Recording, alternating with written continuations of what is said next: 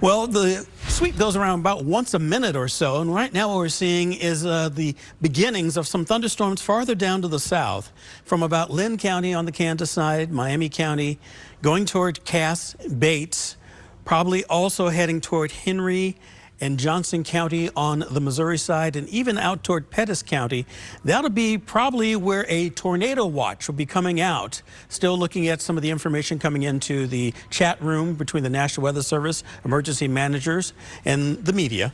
So it will not include, say, the immediate metro, but just to the south. So Harrisonville, Paola, farther south, that'll be a tornado watch until 1. Some of these thunderstorms are popping up, and of course, that's where Nick is, and we'll talk to him in just 1 second. We do have some non-severe thunderstorms moving in where the atmosphere has not been worked over. It's been very warm down to the south. We had clouds over us, and that's part of the reason why the threat is not quite up this far to the north. We're at 54 degrees, but compare that to 71 for Butler, 73 for Racine and Garnett. So about here where that warm front sits, anything south of that, that'll probably be the area where those thunderstorms will be the best. And according to First Alert Future Scan, just looking at storm energy, notice here, over the next few hours, those thunderstorms pretty much from southwest to northeast, mainly staying discreet, as we call it, separated before it globs into an area of more flooding. And Neville will be talking about the flooding concerns later on tonight. But let's talk more about, in chronological order, the potential for some of those thunderstorms getting severe, damaging winds, damaging hail, and now a tornado watch possibly coming through. Nick Bender's down to the south. Nick, what's going on?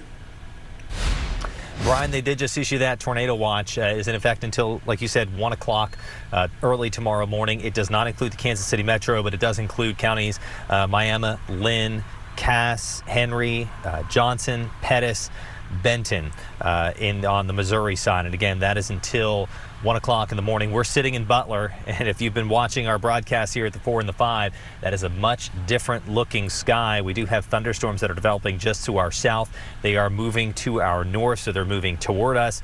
Starting to see the lightning, starting to hear the thunder. At this time, there are no severe thunderstorm warnings, tornado warnings, but this is an environment along and south of the warm front. That's why Kansas City was not included. You have a northeast wind. It's chilly and cloudy. You're on the north side of the warm front in Kansas City.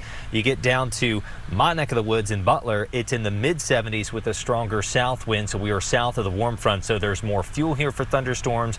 There's more wind shear here for thunderstorms to rotate, and I think that's why the Storms Prediction Center, in concert with the National Weather Service in Pleasant Hill, have gone ahead to issue that tornado watch for ingredients favorable for some storms to perhaps produce a few tornadoes through the evening into early tonight, along with the potential of hail and wind. I think for the Kansas City area, and even for my area down here in Butler and Clinton and Sedalia, Warrensburg, Harrisonville, overnight there's also going to be a very high risk of flash flooding because we're anticipating lots and lots of rain to go along with the potential of other types of severe weather like tornadoes, a few tornadoes over the next 6 or 7 hours. We're going to send it back to you. We're here in Butler, Missouri in Storm Tracker 9.